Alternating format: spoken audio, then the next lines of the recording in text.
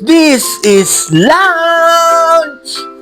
Alam nyo ba ang favorite lutuin ng mga tamad na tao na tulad ko?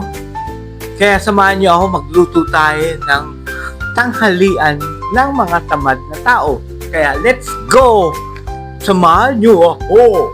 Kaya ang paboritong lutuin ng mga tamad na tao katulad ko ay mga ready lang katulad nito. Pansit Canton. Kakalkal tayo sa freezer. Halatang tamad na tamad, puro tubig naman. Ano pa bang pwede ikalkal dito? May karne, tamad. Okay, dito tayo sa mga frozen. Alright. Meron pa tayong skinless longganisa. Ipa-partner natin dito sa Pansit Canton. Alright, let's go! Puro tubig lang naman. Walang kasustansya. Okay lang yan. Tawad naman tayo.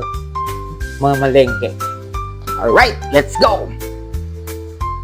Ang unang gagawin natin ay kukuha tayo ng tubig. Yan, ito ang pagbukas ng tubig. Mula sa kaliwa, papuntang kanan.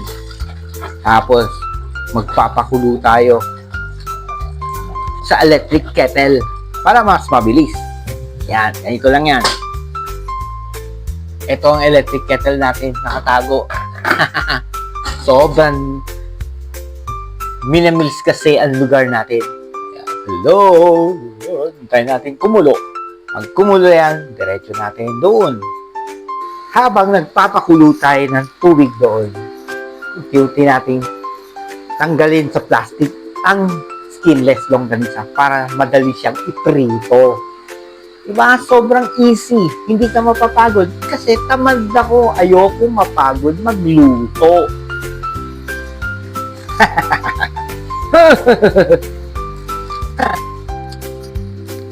Alam mo itong skinless na to, gawa ito sa palengke. Hindi ko alam kung madumi ang lugar nila, pero hindi ko din alam kung totoong karne to. Basta mabubusog ako, okay na ako doon. Wala akong pake kung malinis ang pinanggalingan o pinaggawa nito. Wala din ako assurance na may sustansya ito. Paano? Wala akong pakialam. Tamad kasi ako. Alright. Kapit na makulo ang ating tubig doon. Okay, bilisan natin. Lagay lang muna natin saglit ito. Para pagprito natin mamaya, isang bagsakan na lang.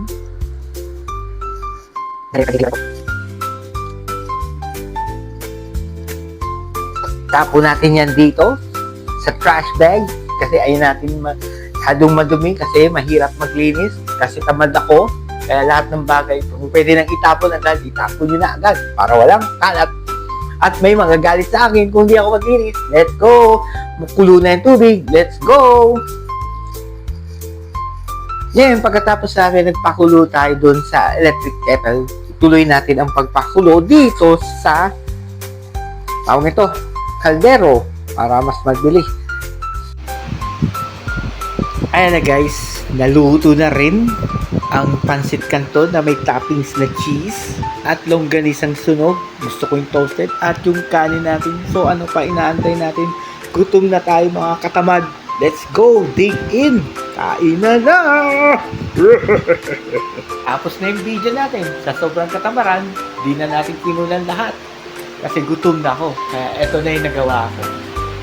Pansit Canton, longganisa at may kanin. So ano pa inaantay nyo? Kain na mga katamad! Mga katamad, kain na! Let's go! Yo! Hanggang dito na lang. Yo!